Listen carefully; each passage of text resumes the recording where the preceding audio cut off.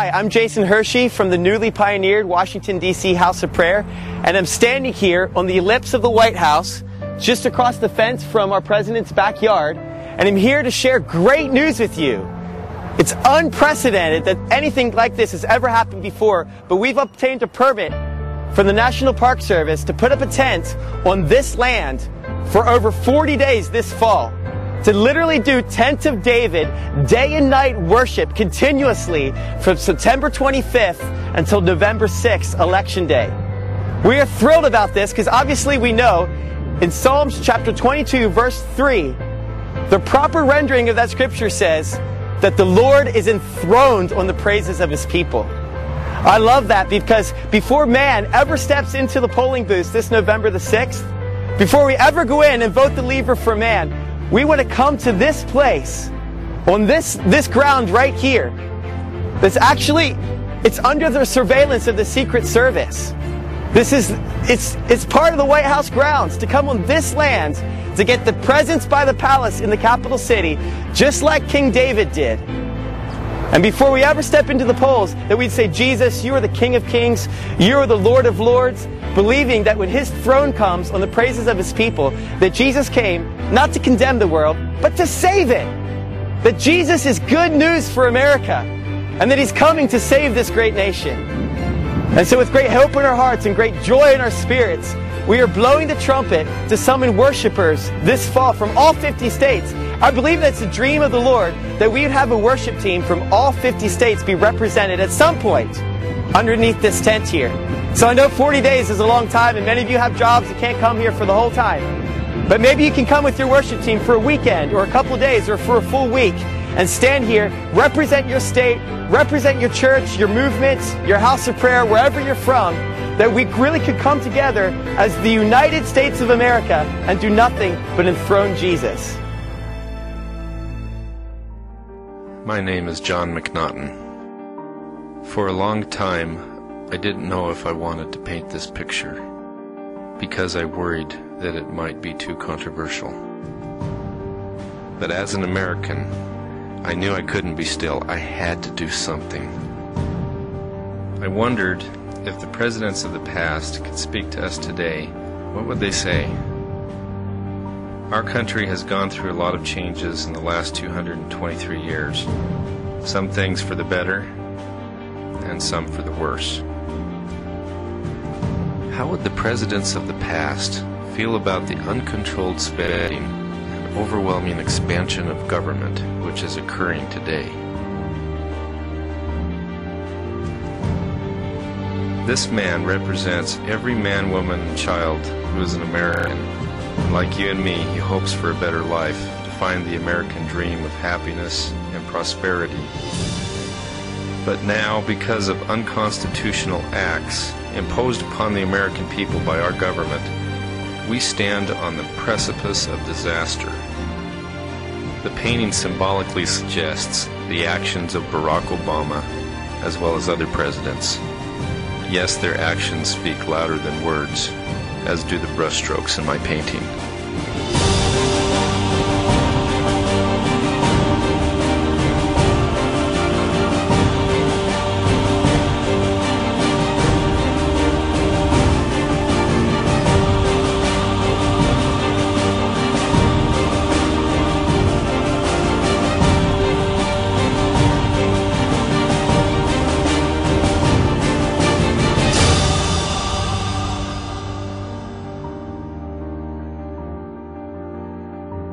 Mr. President, you took an oath to protect and defend the Constitution of the United States.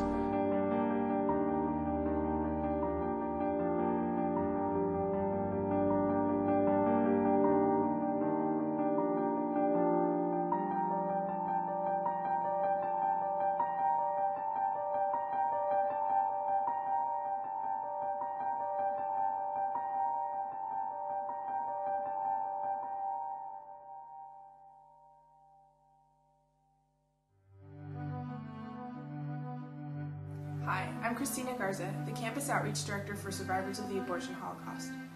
Our nation is facing an unprecedented attack on faith and freedom. We all have a part to play and a duty in this day of crisis. We are asking for your help today.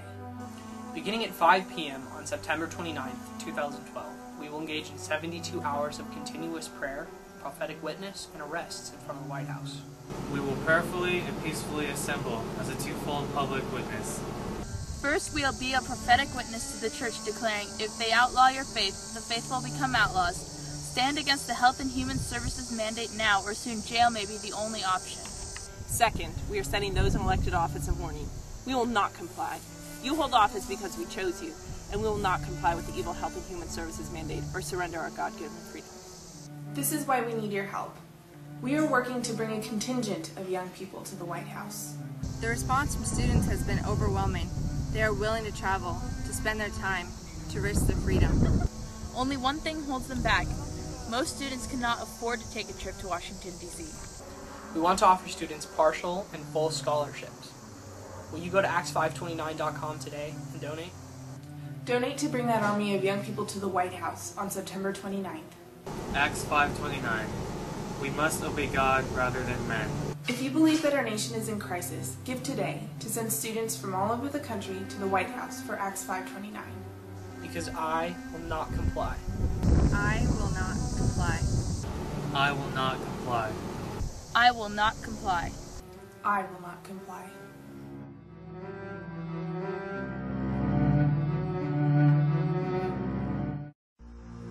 My name is John McNaughton. I chose to use an undisclosed studio to focus on the task of embedding in a single painting all the mindless, radical, and dangerous atrocities of the Obama administration. It is my declaration that we have never had a president do more harm to our country than Barack Obama. When I started, I wondered if I could put everything he's done into a single painting. I included over 60 symbols that represent his failures as our president, far more than I had originally anticipated. All of these symbols are based on fact and linked on my website to credible news sources.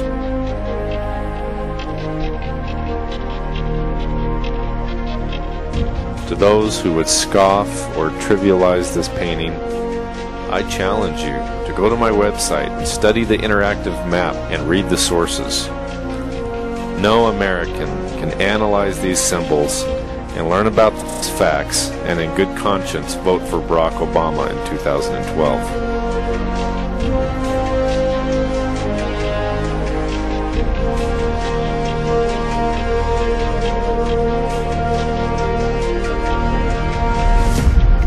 Some people may say this painting is controversial and disturbing, but it's worth it if it'll wake up even a single American, because this painting is a representation of Obama's presidency.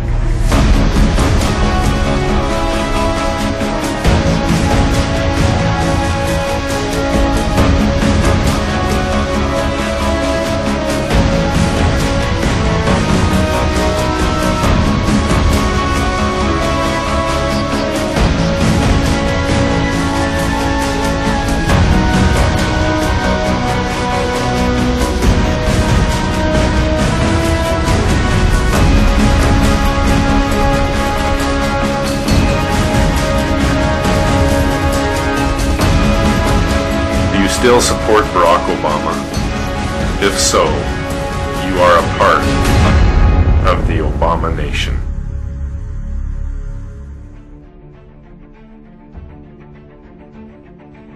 If we don't pass the torch to the next generation, everything that we've fought for will pass away. If we don't have people who believe the principles of freedom, we won't be a free nation. The only way you can be a free nation is if you have a citizenry that's educated well enough to understand what it takes to preserve freedom. It is so important that the next generation of young people be ready and prepared to fight for freedom. Good future leadership happens intentionally. And that's what Gen J is all about, to make sure that people understand the principles of freedom and will be willing to lead the country toward freedom in the years ahead.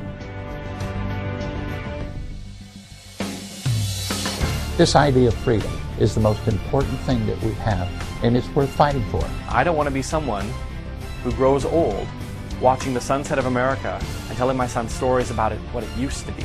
Our country's future is at stake. If Christians cease to be involved, we'll lose the foundation that made America great. America is great because America is good. We need some young people who will stand up, who will believe in freedom, and really understand the God-given foundation this nation is built upon. Stand up for what is right. Don't give up. Every single person has a sphere of influence, and God has put you into that place to make a difference.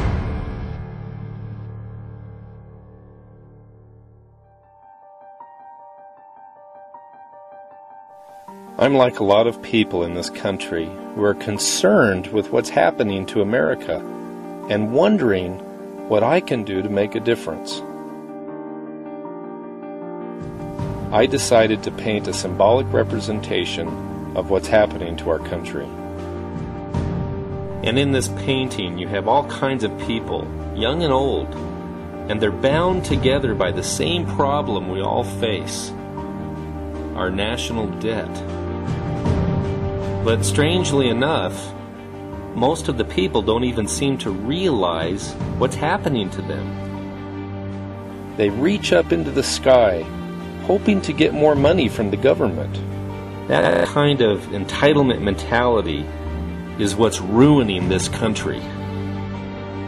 I've hidden 6 keys in the painting that explain the solutions to our problem. And if we can do what's necessary to unlock the chains that bind us, every American will be free again. The average person is not aware of the crushing debt that is all around us. And unless we wake up to what's happening, we are going to be in financial slavery for a very long time.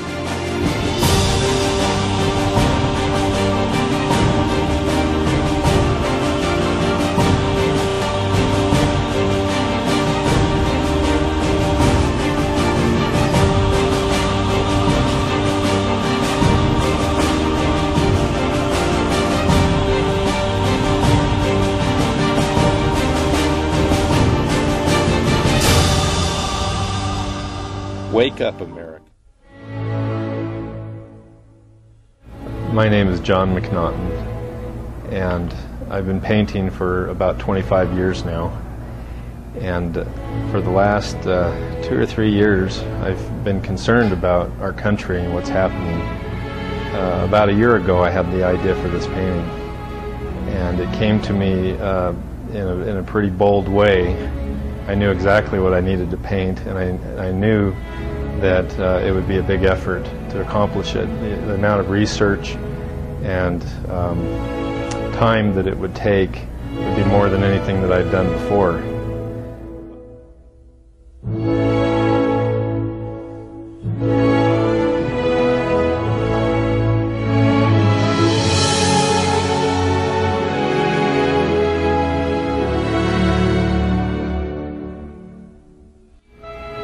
These men and women were passionately religious and saw the hand of God all around them. To God they gave thanks for His hand in the founding of this great nation. To Him, according to their own testimony, they turned for wisdom and strength when life and liberty hung in the balance. Certainly the debate on separation of God and state will continue, but no one can dispute how our founding fathers and patriots felt about God. This painting, One Nation Under God, is my personal witness and reminder to those who went before us that they knew from whence their blessings came.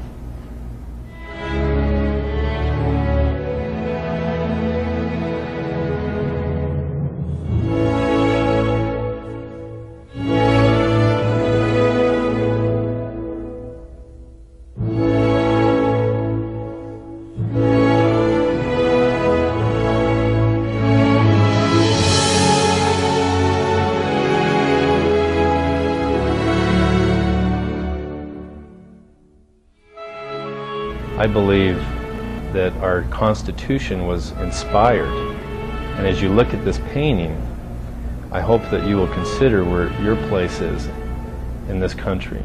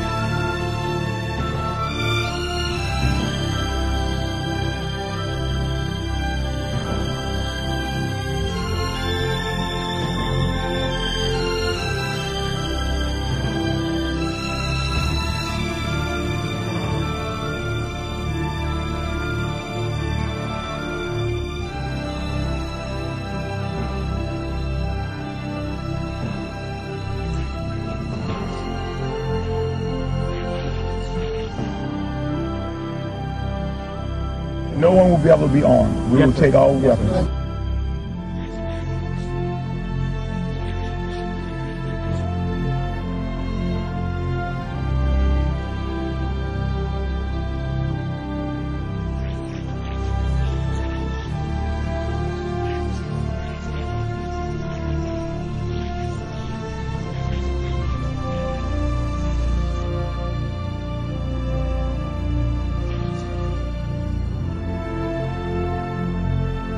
Every service member has an obligation, not just that they can refuse a legal order or an unlawful order. They have an obligation to. They have to. And so they have to make a decision for themselves where that line is.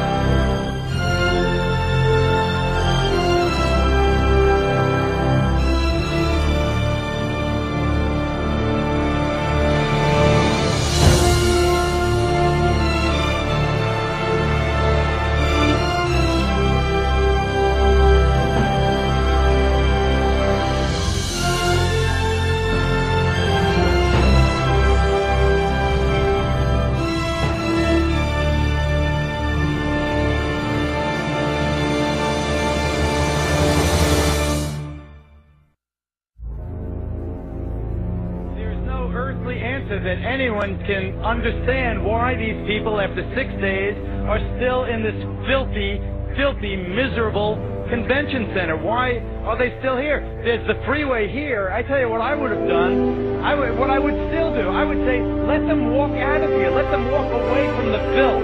Let them walk away from the devastation. Let them walk away from the dead bodies in here. Let them walk out of there because I'm standing right above that convention center. And what they've done is they've locked them in there. The government said, you go here and you'll get help. Or you go in that Superdome and you'll get help. And they didn't get help. They got locked in there and they watched people being killed around them. And they watched people starving. And they watched elderly people not get any medicine. And now they know it's happening because we've been telling them repeatedly over and over every day. And you know what they're doing now? And I'm not blaming anyone. I'm telling you what's happening. They have set up a checkpoint at the bottom of this bridge.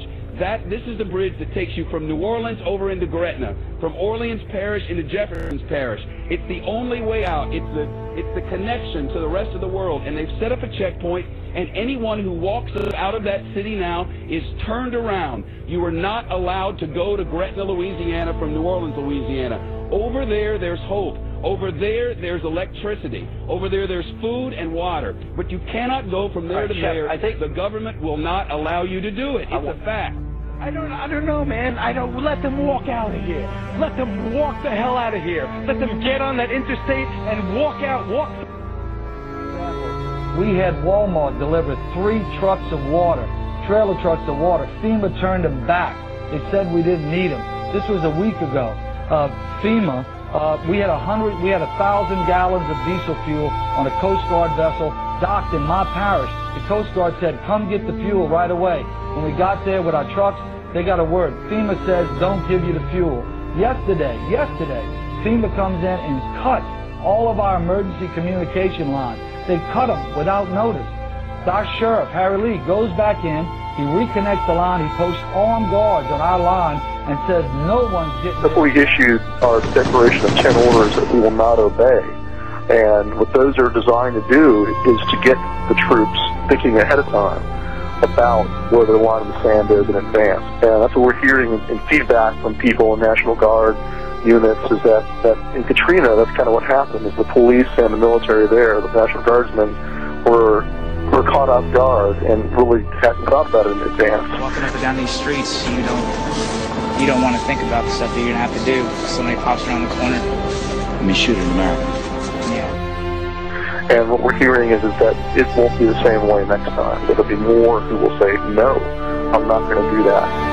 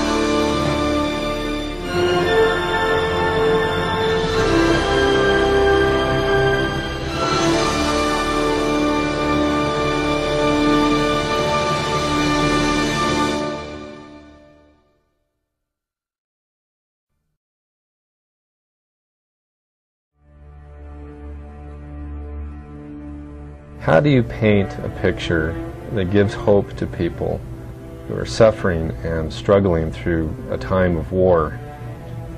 I've never done a painting quite like this before, and I don't know if anyone else has.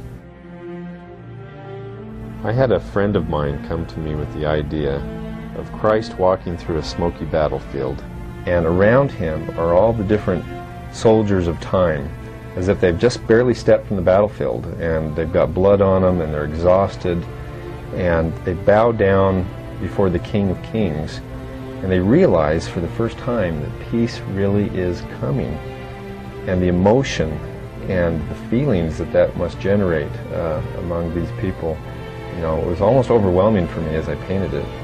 In these troubled times, one might be led to ask, where is God?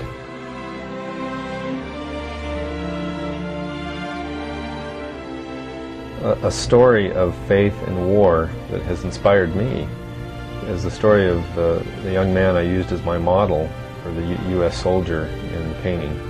His name is Specialist Cody Henscheid, and a few years ago he was attacked in a roadside bomb that exploded under the Jeep as him and another soldier were in convoy.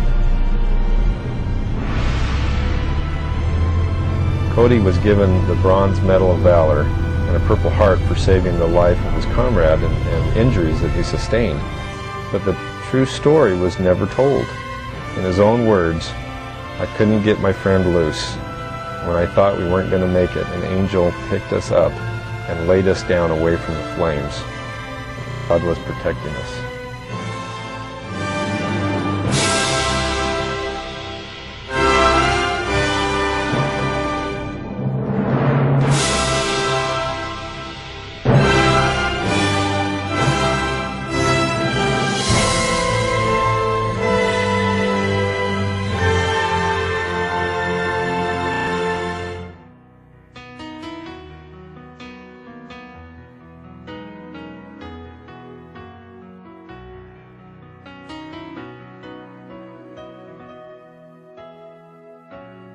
Above all powers, above all kings, above all nature and all created things,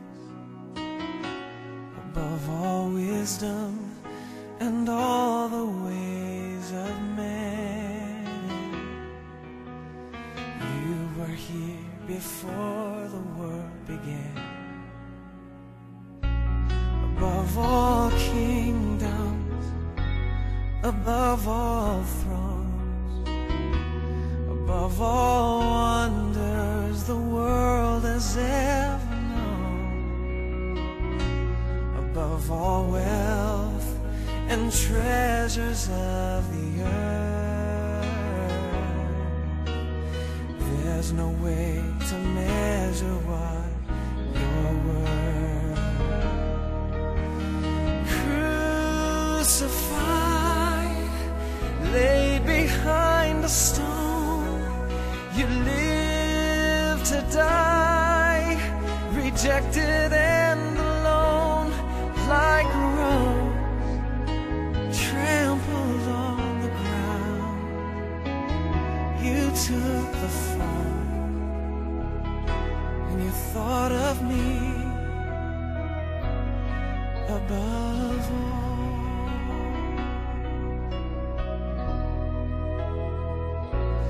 Above all powers, above all kings, above all nature and all created things, above all wisdom and all the ways of man, you were here before the world began. Above all kingdoms and above all thrones, above all wonders the world has ever known, above all wealth and the treasures of the earth, there's no way to measure what you're worth.